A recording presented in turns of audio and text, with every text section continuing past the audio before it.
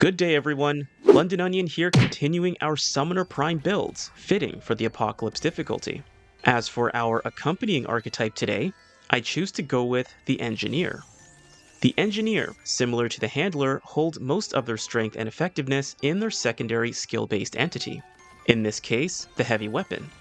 They are oriented toward ammo provision, turret support, and managing multiple enemies with an edge in armor effectiveness. The perks of the Ruthless Mastermind have limited synergy and are mainly oriented toward their respective skills. The Summoner's Dominator perk and the Engineer's Metalworker perk work for each other in buffing skill and ranged damage. The Relic-related perks also work for their respective skill-based entities. Insight grants minion health regeneration at 5% per second while buffing their damage and critical chance.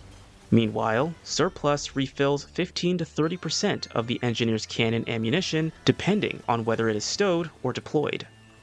If there is a surplus, extra small arms fire ammo will be provided commensurately to the proportion. As for the archetype traits, Regrowth and Fortify make for a healthy pairing. They both increase the amount of punishment one can take, but in different ways.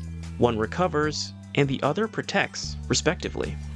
To help paint the synergy of the Ruthless Mastermind, we'll move on to the build. So to capitalize on the Fortify perk, I use a mixed armor set to maximize armor while avoiding the Ultra Encumbrance bracket.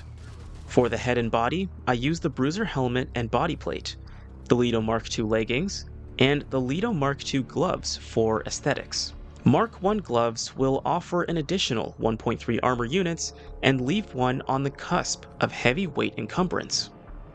As for the relic, I use the enlarged heart for its use speed and healing capacity. Diverting heart for a boost in skill cooldown is also an option. The shards I employ are mythic armor effectiveness, healing effectiveness, and skill cooldown.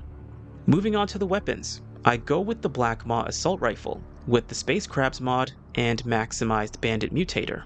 This mutator grants a 30% chance of returning spent ammo back into the magazine. Once this activates, fire rate is increased by 10% for 3 seconds and can accumulate up to 10 seconds. The secondary I go with is the Service Pistol with the Familiar mod and maximized Refunder Mutator.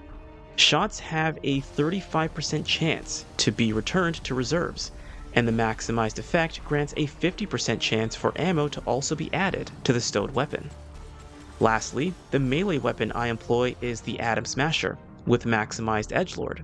The built-in mod allows melee attack speed to be increased by 10% for 5 seconds following a charged melee strike. The Edgelord Mutator increases melee charge speed by 35% and regular attacks by 15%. The maximized effect grants 3% of base charged melee damage as lifesteal. With the armaments ascertained, we'll discuss the jewelry. For the amulet leading this build, I decide to go with Emergency Switch, which reduces relic use chance by 35% when below 50% health. In this Onion's opinion, the real strength of this amulet is that the final relic will not be consumed outside of a 60-second window. If used within the allotted time, then one's relics will be reduced to 0. Moving on to the rings, the first one I employ is the Blessed Ring, which grants 2 stacks of Bulwark for 30 seconds upon using a relic. Next, Soul Guard grants a stack of Bulwark for each active summon. Following, I use the Soul Shard, which increases all damage dealt by 4% for each active summon and maximizes at 12%.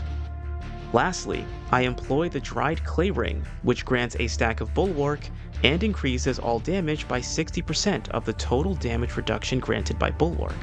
Theoretically, with 2 summons and the cannon placed on the ground, one will have 4 stacks of Bulwark and consequently a 13.2% increase in damage. Additionally, due to the Soul Shard with the same conditions, an additional 12% will be granted. Bulwark stacks can be temporarily maximized, either through one's relics, Space Crabs, or Familiar.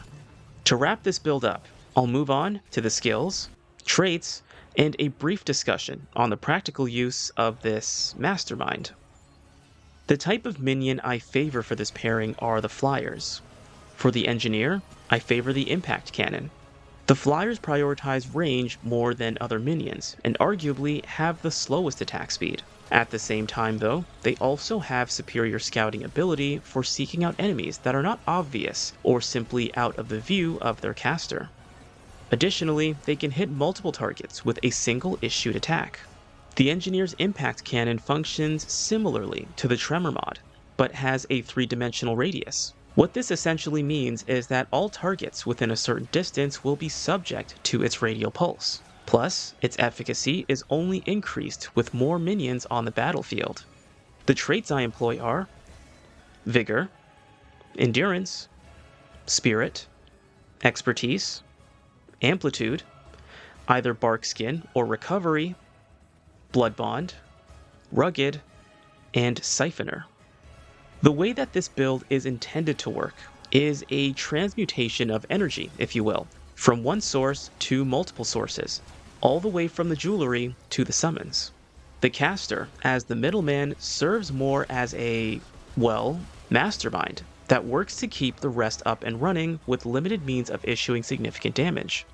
The hierarchy of one's offense is led by their minions, heavy cannon, mods, and then of course the caster.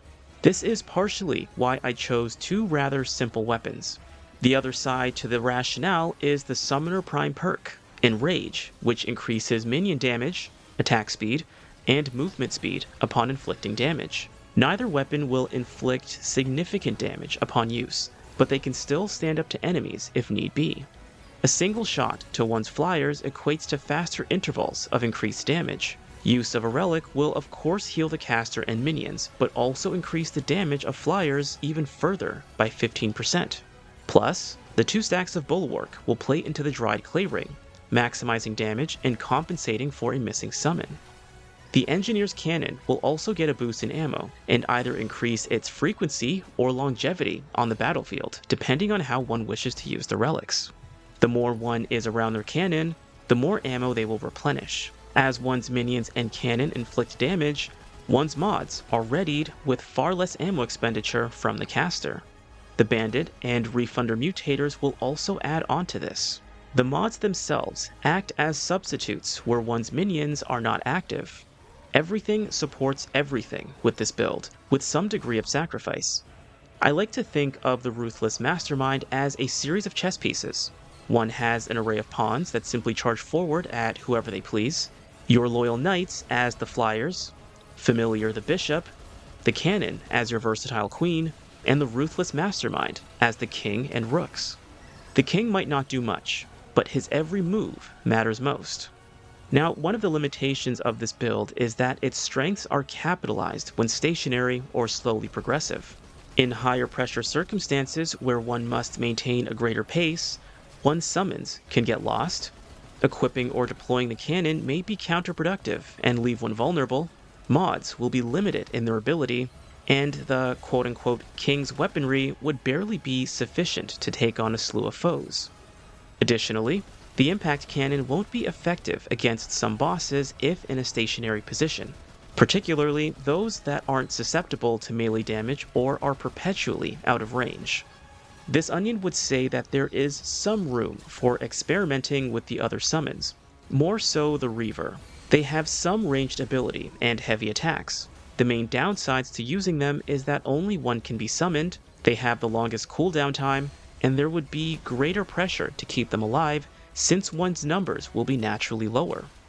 Consequently, a greater demand would be placed on the caster to be offensively active. This is not to say that it can't work, but with our current jewelry build, this onion would argue that it would be less advantageous. A task more fitting for the medic, let's say.